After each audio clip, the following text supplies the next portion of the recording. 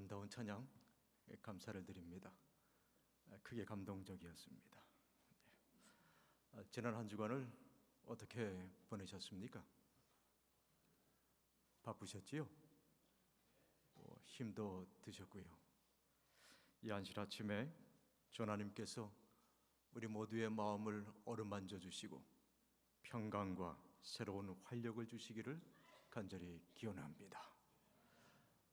그리고 어려운 여건과 상황 속에서도 대학과 대학 교회를 위해서 힘써 섬겨주시는 모든 분들에게 이 자리를 일부러 진심으로 감사를 드립니다.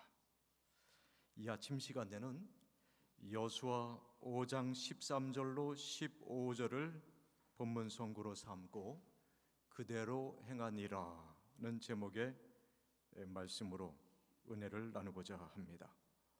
여수와 5장 13절로 15절을 읽습니다. 여수아가 여리고에 가까이 이르렀을 때에 눈을 들어 본즉 한 사람이 칼을 빼어 손에 들고 마주 서 있는지라. 여수아가 나아가서 그에게 묻되 너는 우리를 위하느냐 우리의 적들을 위하느냐 하니 그가 이르되 아니라 나는 여호와의 군대 대장으로 지금 왔느니라 하는지라. 여수아가 얼굴을 땅에 대고 엎드려 절하고 그에게 이르되 내 주여 종에게 무슨 말씀을 하려 하시나이까. 15절은 다 같이 읽도록 하겠습니다. 여호와의 군대 대장이 여수아에게 이르되 내 발에서 신을 벗으라.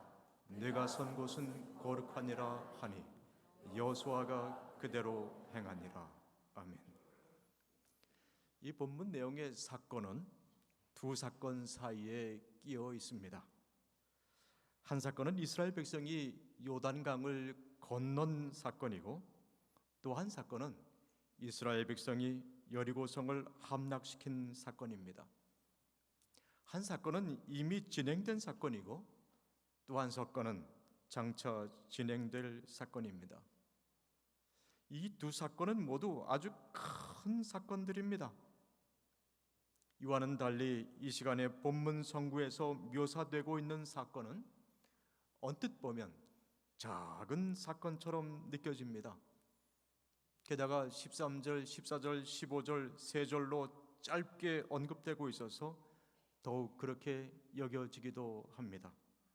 하지만 묵상하면 묵상할수록 요단강을 건넌 사건이나 여리고성을 함락시킨 사건보다 훨씬 더 중요할 뿐만 아니라 여수아서 전체 내용 중에서도 가장 중요한 사건인 것을 깨달을 수 있습니다.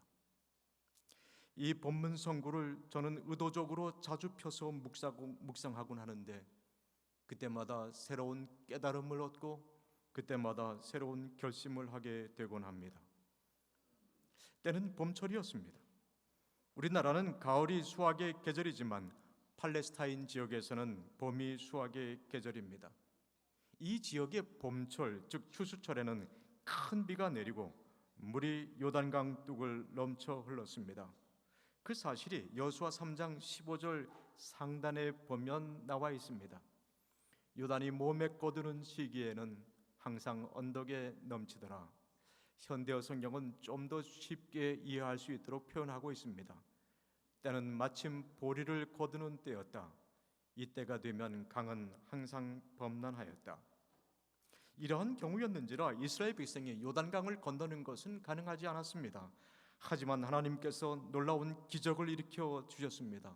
거세고 도도하게 흐르는 물결을 막아주셨고 이스라엘 백성으로 하여금 요단강을 건너가게 해 주셨습니다. 이 경이로운 이야기는 삽시간에 퍼져나갔고 가나안 왕들과 백성들은 기가 꺾일 대로 꺾이고 말았습니다. 5장 1절에서 우리는 이런 내용을 읽을 수 있습니다.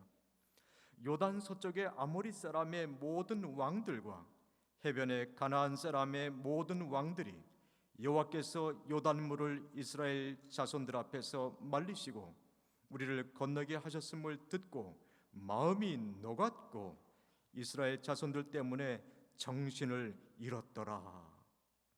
이런 상황이었기 때문에 이스라엘 백성들은 무척 고무되었고 크게 자신만만했을 것입니다. 하나님이 우리의 편이시다.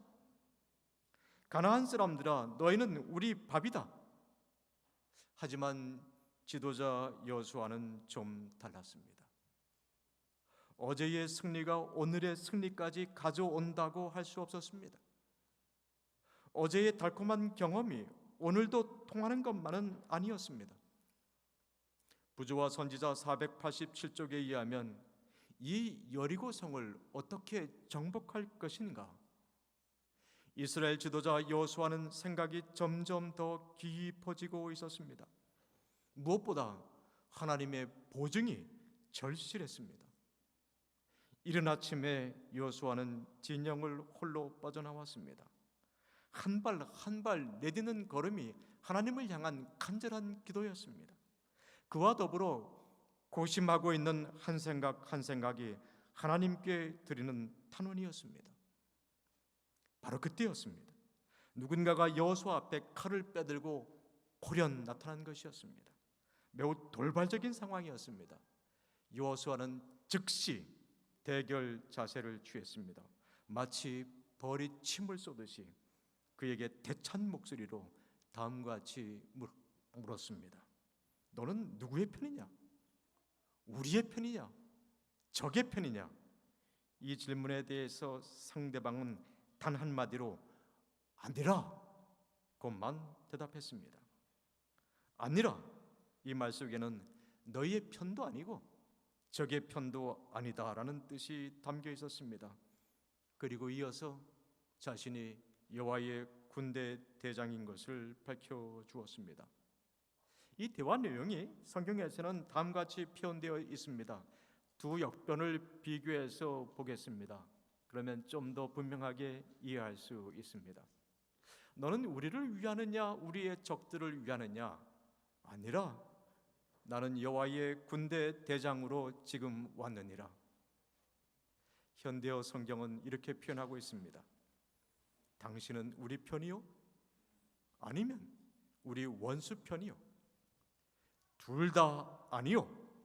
나는 여호와의 군대 사령관으로 이 자리에 서 있는 것이요. 도대체 어찌된 영문입니까?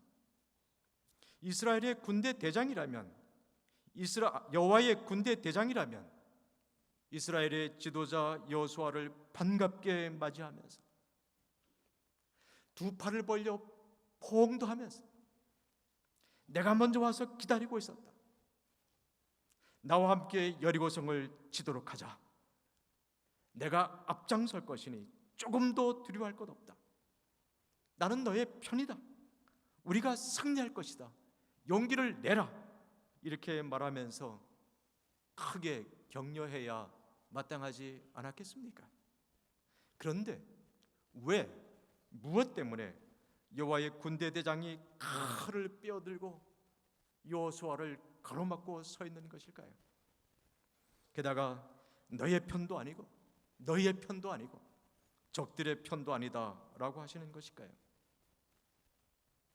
쉬이 이해가 되지 않지만 곰곰 묵상하다 보면 하나님의 깊은 뜻을 발견할 수 있습니다. 하나님이 어떤 분이십니까? 선한 분이십니다. 우리의 모든 것을 속속들이 아는 분이십니다. 그러하시기 위해 우리를 가장 잘 도와주실 수 있는 분이십니다. 여호수아와 이스라엘 백성이 길갈을 떠나 여리고성에 더 가까이 이르기 전에 하나님 앞에서 반드시 취해야 할 마음과 자세가 있었습니다. 그렇지 않고서는 여리고성을 결코 정복할 수 없을 것이었습니다. 그가 여호와의 군대 대장이라는 말을 듣자마자 땅에 넙죽 엎드려서 절하면서 이렇게 말했습니다. 나의 주여, 종에게 무슨 말씀을 하려 하시나이까? 그러자 그가 여호수아에게 내 발에서 신을 벗으라. 내가 선 곳은 거룩하니라고 명했습니다. 아시다시피 그 당시에 신발은 소유권을 상징하는 것이었습니다. 따라서 신발을 벗는다는 것은 자신을 내려놓는다는 것이었습니다. 자신의 경험과 이력을, 자신의 지식과 작전을 내려놓는다는 것이었습니다. 그리고 상대에게 모든 권한을 전적으로 넘겨준다는 것이었습니다. 하지만 여호와는 즉시 행했습니다. 깨달아야 할 것을 깨달았기 때문이었습니다. 요단강을 건널 때와 같이 여리고성을 정복하는 역시 하나님께서 주도적으로 이루셔야만 하는 것이었습니다. 지금 여호수아와 이스라엘 백성이 해야 하는 것은 하나님께 모든 것을 내어드리고 그 인도에 겸손히 순종하는 것, 그것이었습니다. 여호수아도 이스라엘 백성도 전적으로 하나님 편에 서야 하는 것이었습니다. 저들이 하나님을 사용하는 것이 아니라 하나님께서 저들을 온전히 사용하시도록 해야 할 것이었습니다. 그래서 여호수아는 신발을 즉시 벗었던 것입니다. 우리가 너무도 잘 아는 유명한 이야기인데요, 미국에서 남북전쟁이 일어날 때였습니다. 초반에는 남부군이 계속 연승을 했고 북부군이 수없이 죽어갔습니다. 전세는 하루가 다르게 계속 기울고 있었습니다. 북부군 지역에서는 오 하나님이시여 제발 우리 편이 되어주셔서 남부군을 이기게 해 주시옵소서라고 부르짖었습니다. 하지만 이런 열세의 상황에서도 최고 통수권자 아브라함 링컨은 다음과 같이 명했습니다. 비록 우리가 지고 있지만 하나님이 우리 편이 되어달라고 기도하지 말고 우리가 하나님 편에 항상 서 있게 해달라고 기도하십시오. 어떤 상황에서도 우리는 하나님을 따라가야 합니다. 교회 증언 9권 57쪽의 내용입니다. 겸손한 정신으로 그대 자신을 무장하고 하나님의 천사들이 심령을 감동시키기 위하여 그대의 곁에 접근할 수 있도록 기도하라. 왜냐하면 그대가 성령을 부리는 것이 아니라 성령께서 그대를 부리시기 때문이다. 이 안식 아침에 우리 모두 여호와의 군대 대장 앞에서 신발을 벗지 않으시겠습니까? 새로운 주간에, 아니 앞으로도 계속해서 우리 자신을 하나님께서 사용하시도록 그 앞에 내어드리지 않으시겠습니까? 우리는 언제나 진정으로 하나님 편에 서 있어야만 하는 것입니다. 고린도 교회에서는 서로 이편 저편으로 나뉘어 있었습니다. 어떤 이들은 게바 편으로, 어떤 이들은 바울 편으로, 어떤 이들은 아볼로 편으로 갈라져 있었습니다. 그런 모습을 보고 사도 바울은 그리스도께서 어찌 나뉘었느냐라고 탄식하면서 너와 나 할 것 없이 모두 다 예수 그리스도의 편이 되어야 하는 것이 아니냐, 그렇게 강조하고 호소했습니다. 우리 모두가 여호와의 군대 대장 편에 서면 그때부터 문제가 달라지는 것입니다. 그 싸움은 이미 이기는 싸움이기 때문입니다. 보십시오. 여호와의 군대 대장은 칼을 빼어들고 계십니다. 여호수아와 이스라엘 백성을 도와주실 수 있는 모든 준비를 갖추고 계시는 것입니다. 완전 군장, 임전태세의 모습입니다. 이러한 그분의 수중에 여리고는 이미 넘어가 있었던 것입니다. 여리고 길은 여호수아 혼자 갈 수 있는 길이 아니었고 이스라엘 백성이 스스로 감당할 수 있는 성이 아니었습니다. 김성익 총장님이 지난 4년 동안 큰 수고와 헌신을 하셨습니다. 하나님의 은혜와 도와주심 속에서 정말 많은 일들을 이루셨습니다. 불가능하게 여겨졌던 것들이 가능하게 되기도 했습니다. 대학의 위상이 올라갔고 재림교회 선교 이미지가 크게 고양되었습니다. 하나님께서는 김 총장님을 모세처럼 사용하셨습니다. 그리고 김일목 총장님이 후임이 되셨습니다. 그 앞에 요단강이 기다리고 있는 것 같이 보일 수 있습니다. 또 극복해야 될 여리고 성과 같은 것이 가려놓여 있을 수도 있습니다. 하지만 염려할 게 없습니다. 여호와의 군대 대장이 항상 앞장서서 김 총장님과 대학의 모든 교직원들을 이끌어 주실 것입니다. 하나님께서 전임 김 총장님에 이어 후임 김 총장님이 계속해서 많은 일들을 이루게 하실 것입니다. 주의 은혜가 대학과 대학교회에 늘 풍성하기를 기원합니다. 이 시간에 본문 선고에 관한 엘렌 G. 화이트의 주석을 자세히 읽어보았습니다. 거기에 이런 내용이 나와 있었습니다. 그분은 매일 그대가 자아와 싸울 때 우리와 함께 계실 것이다. 처음에는 어찌 이런 언급이 나와 있을까 좀 의아했습니다. 그러다가 이 말씀 속에서 하나님께서는 엘렌 화이트 선지자를 통해서 또 하나의 여리고가 바로 나 자신이라는 것을 일깨워주고 계시는구나, 그런 깨달음이 들었습니다. 어쩌면 나 자신이야말로 여리고 중에 여리고일 수 있는 것입니다. 왕왕 나 자신이 어느 누구가 아니라 나 자신이 가장 큰 문제가 된다는 것을 솔직하게 고백하지 않을 수 없는 것입니다. 저와 여러분이 항상 잊지 말아야 하는 것, 놀라우면서도 두려운 영적 사실이 있습니다. 우리가 하나님의 대리자라고 여겨지고 있는 점입니다. 주의 여정의 주석 내용에서 이런 말씀이 계속 이어지고 있습니다. 우리는 매일 싸워야 한다. 모든 영혼들 위해 암흑의 왕과 생명의 왕 사이에 큰 싸움이 계속되고 있다. 하지만 이 싸움에 우리는 주전부대가 아니다. 우리는 하나님의 대리자로서 우리 자신을 주께 굴복시켜야 한다.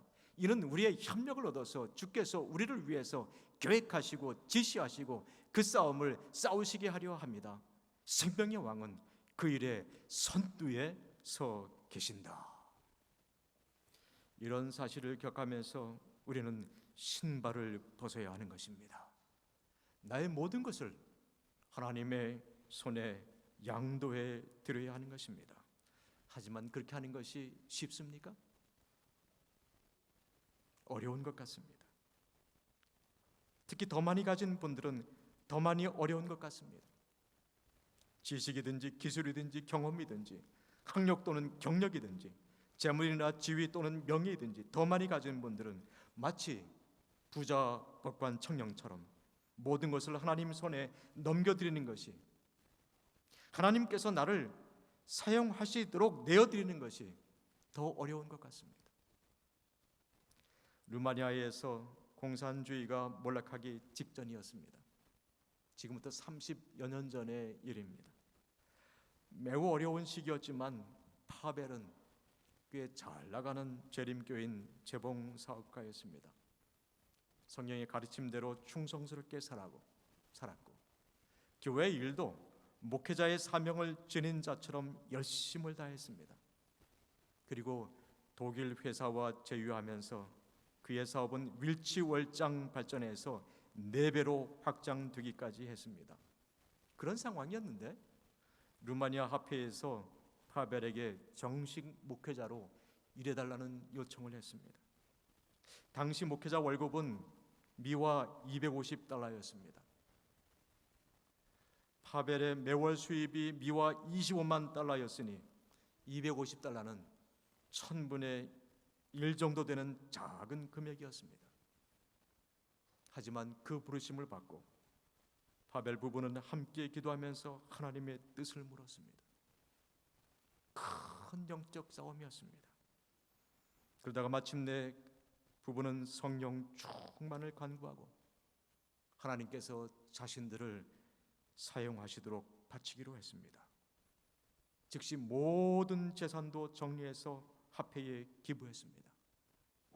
그 까닭은 혹시 생겨날 수 있는 시기나 질투에서 벗어나고자 했기 때문이었습니다. 여느 목회자처럼 작은 봉급을 가지고 사역하는 입장이 되었습니다. 오직 하나님 편에만 전적으로 선 것이었습니다. 이러한 결단, 이러한 헌신을 레디컬한 것이라고 할 수 있을 것 같습니다. 송두리째 다 내어 맡긴 것이었습니다. 파벨은 합회로부터 4교회를 목양하도록 발령을 받았습니다. 그런데 현장에 가보니 4교회 모두 엉망진창이었습니다. 질투가 심하고 뒷담화가 난무했습니다. 주도권 싸움이 다반사였습니다. 사소한 일에도 여러 진영 간의 가혹한 논쟁이 벌어졌습니다. 갈라디아서 5장 20절이 언급하고 있는 것처럼 육체의 일은 현저하니 술수와 원수를 맺는 것과 분쟁과 시기와 분냄과 당짓는 것과 불리함과 또 그와 같은 것들이라. 무늬만 교회일 뿐이지 세상과 조금도 다를 바가 없었습니다. 바벨은 무엇을 어떻게 해야 할지 몰랐습니다. 그러다가 가장 기본적인 것, 그런 상황일 때일지라도 할 수 있는 것, 바로 그것을 시작했습니다. 기도 모임이어서 기도하자고 하는데 거기에 반대할 자는 아무도 없었습니다. 하나둘 모이기 시작했고 기도 모임이 이어지면서 성령께서 그들의 마음을 사로잡기 시작하셨습니다. 감화를 주셨습니다.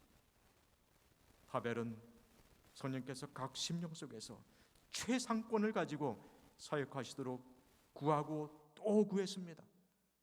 마침내 십자가 앞에서 한 분 한 분의 고백이 따랐고 굴복이 이어졌습니다. 이런 모습이 되자 새 신자들이 늘기 시작했고 교인 수도 2배로 증가했습니다. 새로운 예배소도 한 곳 세워졌고 새로운 모임이 2곳에서 생겨났습니다. 이러한 즈음에 바벨이 오델루 로스 지역 고속도로를 운전하던 중 앞도 보지 않고 뛰어들어 횡단하던 10대 소년을 그만 들이받고 말았습니다. 그 소년이 공중으로 붕 뜨더니 차 앞으로 떨어지면서 또다시 부딪혔습니다. 순식간의 일이었습니다. 소년을 일으키려 했으나 이미 온몸이 축 늘어졌고 눈, 코, 귀, 입에서는 피가 흘러나오고 있었습니다. 병원으로 데려갔는데 뇌출혈이 아주 심했고 등뼈 2군데와 엉덩이, 팔다리 쪽에도 골절이 있었습니다. 의료진이 최선을 다했지만 소년은 죽고 말았습니다. 알고 보니 이 소년은 운동통합능력 증후군을 앓고 있었습니다. 수족도 잘 움직이지 못했고 말도 더듬없습니다. 잘 움직이지 못하지만 순식간에 뛰어드는 그런 기이한 모습도 보였습니다. 또 이전에도 고속도로를 무단으로 건너가다가 여러 번 죽을 뻔했던 것도 알게 되었습니다. 하지만 바벨은 재림교회 목사로서 이 소년을 치어 죽게 한 장본인이 되고 말았던 것입니다.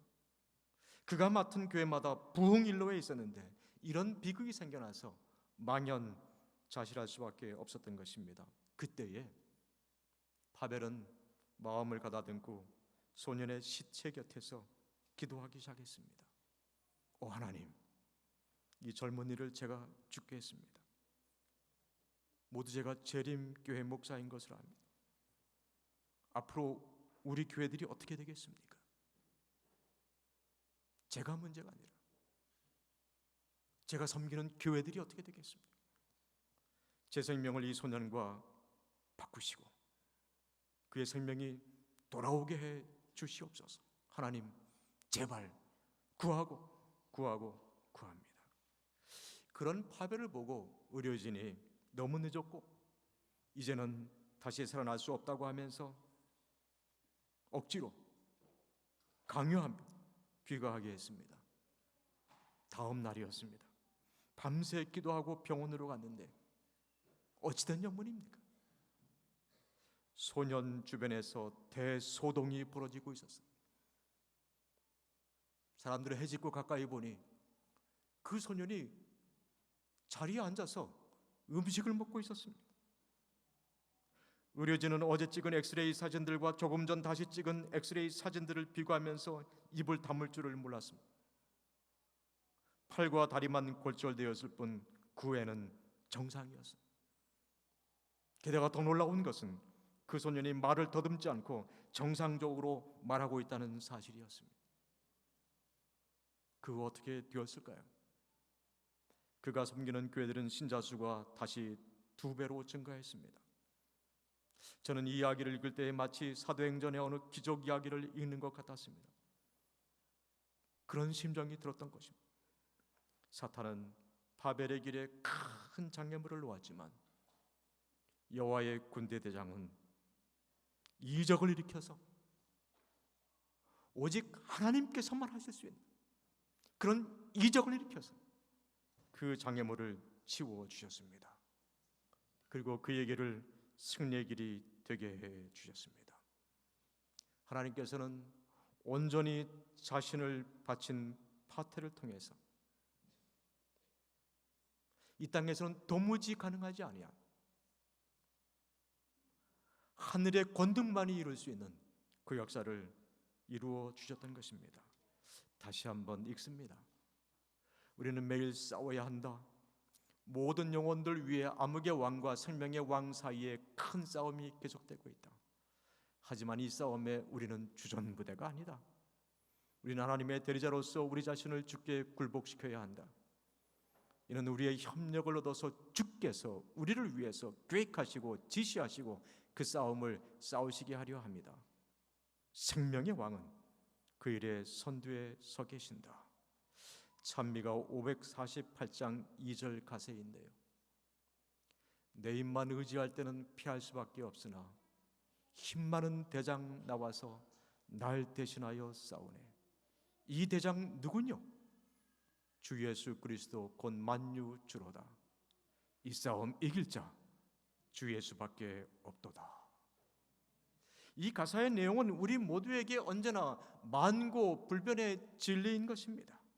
부조와 선지자 488쪽에는 이스라엘의 지도자 여호수아 앞에 서 계셨던 분은 지존하신 그리스도이셨다라고 언급하고 있습니다. 여호와의 군대 대장이신 예수 그리스도를 바라보시기 바랍니다. 자신을 보면 자신의 문제와 씨름하면 어쩌면 우리는 영적 의기소침에 빠지거나 영적 우울증에 걸릴지 모릅니다. 또는 그 반대로 영적 교만과 영적 우월의식에 젖어들지 모릅니다. 하나님께서 바라시는 것이 결코 아닙니다. 힘 많은 대장 예수 그리스도를 의지하시기 바랍니다. 그 안에 거하시기 바랍니다. 그분과 연합하시기 바랍니다. 그래서 또한 모두와 함께 하나 되시기 바랍니다. 그분은 우리의 약점을 아는 분이시고 우리의 문제를 죄다 파악하고 있는 분이십니다. 또한 우리와 한결같이 시험을 받은 분이십니다. 그러하기에 우리가 시험 받을 때에 우리를 구원해 줄 수 있는 분이십니다. 우리가 연약할 때에 힘 주실 수 있는 분이시고 무지할 때에 깨우쳐 줄 수 있는 분이시고 상처 입었을 때에 고쳐 줄 수 있는 분이십니다. 정로의 계단 73쪽에 보면 이런 말씀이 나와 있습니다. 날마다 그 제자 요한의 마음은 그리스도에게로 이끌려가게 되어 마침내 그는 자기 주님에 대한 사랑에 자신을 잊어버리게 되었다. 그의 조급하고 야심 많은 성민은 그리스도의 조성하시는 능력에 맡긴 바 되었다. 성신에 거듭나게 하는 능력은 그의 마음을 새롭게 하였다. 그리스도의 사랑의 힘이 그의 품성을 변화시켰다. 이것은 예수와 연합함으로 생기는 확실한 결과이다.